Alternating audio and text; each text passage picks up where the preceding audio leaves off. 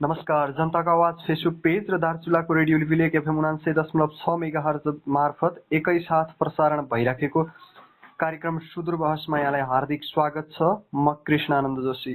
आज हामीसँग प्रमुख अतिथिको रूपमा हुनुहुन्छ सुप्रसिद्ध ज्योतिषी पण्डित एवं धर्म संस्कृतिका अध्येता आदरणीय पण्डित श्री राधाकृष्ण जोशी।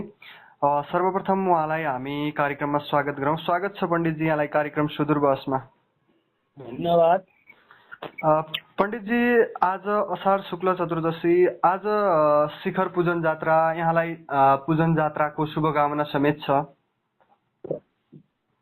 मङ्गलम भगवान शम्भो मङ्गलम विश्वध्वजः मङ्गलम पार्वतीनाथः मङ्गलाय तनोहरि सौराटे स्वामीनाथं च श्रीशैले मल्लिकार्जुनम उदयनी महाकाली मोङ्काली ममलेश्वरम परल्यं वैद्यनाथं च डाकनं भीमशङ्करं सेतुबन्धेषु रामेषु नागेषु दारिके वनः बनारस्यस्तु विश्वे त्र्यम्बके गौतमे तटः हिमालये तु केदारे गुष्मेषु तु शिवालये एत्राणि ज्योतिर्लिङ्गानि प्रार्थनाय पठे नरः सप्तजन्म कृतं पापं स्मरणं विनेक्ष्यति भनेर शैलशिखर महाराज मल्लिकार्जुनको गुणानुवाद यसरी गरिन्छ।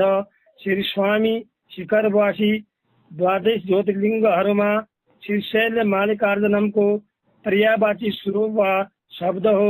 शिखर स्वामी जम्बूद्वीप भारत खण्ड नेपाल देश दार्चुला जिल्ला लेकम क्षेत्र मल्लिकार्जुन गाउँपालिका र शैलशिखर नगरपालिकाको मध्य भागको पर्वतमा विराजमान छन्, जसलाई शिखर भन्ने गरिन्छ। शिखरमा बस्ने स्वामीलाई शिखरवासी भनेर पुकार गरिन्छ।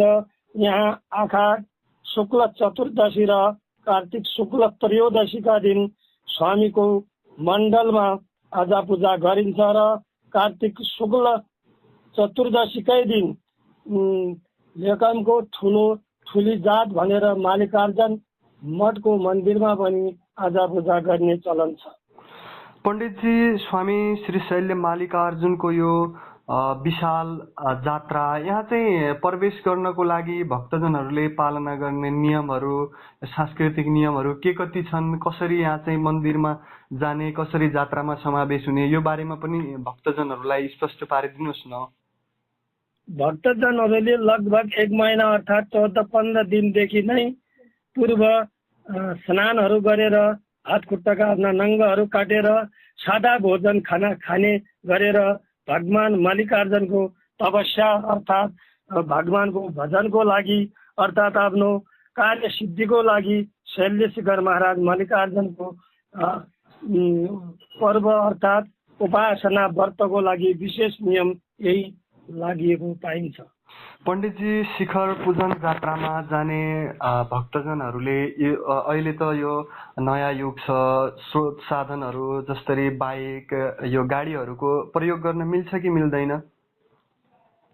अहिले त्यहाँ त्यो बाइक साइकल इत्यादि त रोडको असरमा पनि छ, तर अहिले यो मोबाइलहरू, क्यामेराहरू इत्यादि लग्न नपाउने भनेर त्यो मल्लिकार्जुन विकास समितिले पनि जानकारी गराएको कुरा छ। शिखर पूजन जात्राको सुरुवात ठ्याक्कै यति बेलादेखि भएको भन्ने केही त्यस्तो लिखित प्रमाणहरू या किंवदन्तीहरू केही छन्?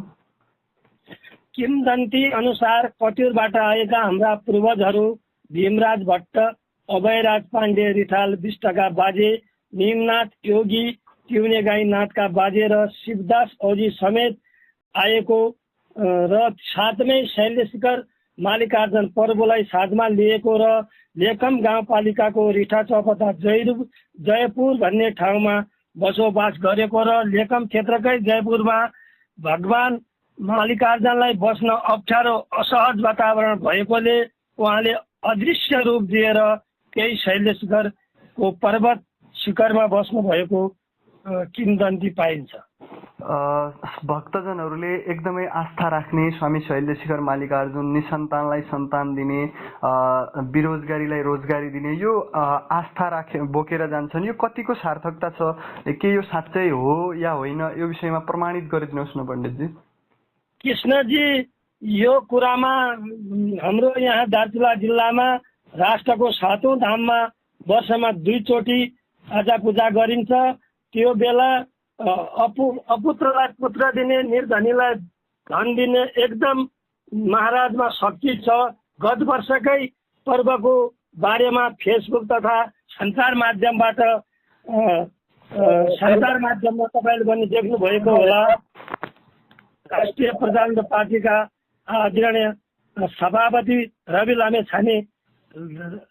लामिछाने माथि भएको अन्याय अपराधलाई हे महाराज मालिकार्जुन सत्य तथ्य छानबिन गरिदिए भनेर त्यहाँका कार्यकर्ता अर्थात् भक्तजनहरूले भोकर लगाएको, बिन्ती लगाएको, महाराज मालिकार्जुनसम्म त्यो विनम्र आग्रह अनुरोध गरेको कुरा तपाईँलाई पनि अवगत होला। तपाईँको त्यो मिडियाले पनि सुनेको त होला।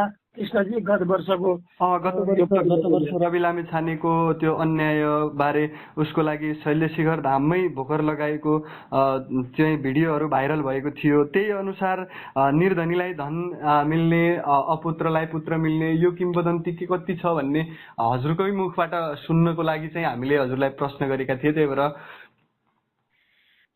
एकदमै जसले जे मनमा भक्कल उपासना गर्यो, महाराज मालिकार्जुनको यहाँ दीप प्रज्वलन गरियो, धूप बत्ती गरियो, एकदम मनमा सोचेको छिटो नभए पनि ढिलो पक्कै हुन्छ।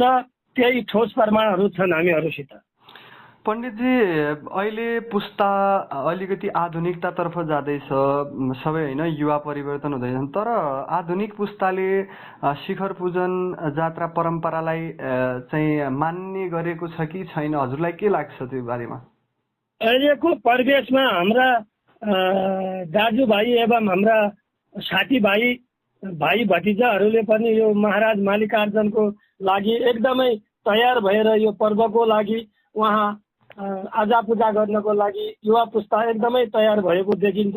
हाम्रा केही गाउँकै साथीहरू नै शैलेश्वर महाराज मालिकार्जुनको अनुकम्पाले कोरिया, अमेरिका, अस्ट्रेलिया त्यही पर्वको कृपाले प्रसाद पाएर गएको यथार्थ कुरा देखिएको छ कृष्णजी हामीलाई। धार्मिक पर्यटनको दृष्टिकोणले स्वामी शैल्य मालिकार्जुनमा के कस्तो भइराखेको छ सरकारको तर्फबाट अहिले?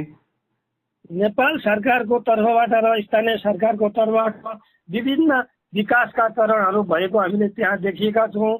गत वर्षहरूमा फोहोर फार हुन्थ्यो, अहिले सरसफाइ, भक्तजनहरूलाई बस्ने व्यवस्थापन, भजन मण्डलहरू गरेको र नेपाल सरकारले देशको राष्ट्रिय 7औं धाममा पनि महाराज मालिकार्जुनलाई घोषणा गरेको कुरा पनि अवगत गराउन चाहन्छौँ। साथै मालिकार्जुन गाउँपालिका र शैलशिखर नगरपालिकाले मालिकार्जुन स्वामीको पर्वमा एक दिन स्थानीय बिदा पनि दिने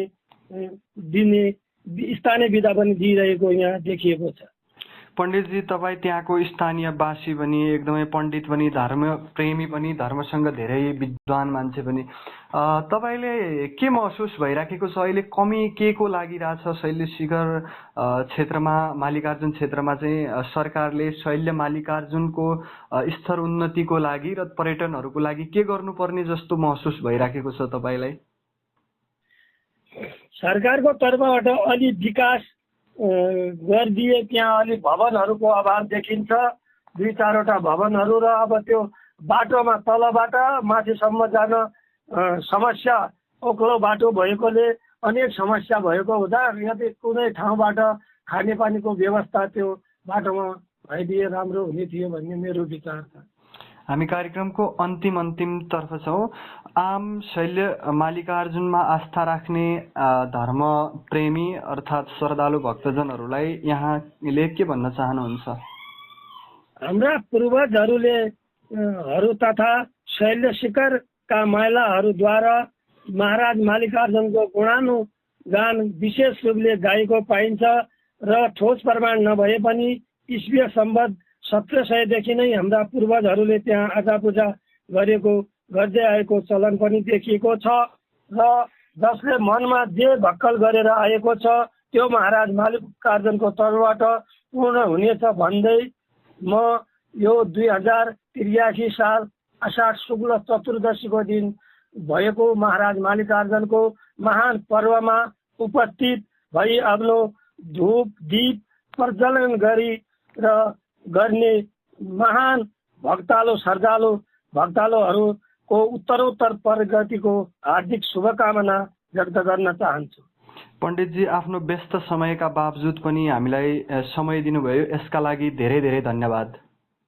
साथै यो सुदूर बहसका सञ्चालक कृष्णानन्द जोशीज्यूलाई म विशेष धन्यवाद दिन चाहन्छु। उहाँले मुखारबिन्दबाट शैलेशकर महाराज मालिकार्जुनको बारेमा जनताको माझमा केही मेरा शब्दहरू पुर्याइदिएकोमा त्यो मिडियालाई पनि म धेरै धेरै धन्यवाद दिन चाहन्छु।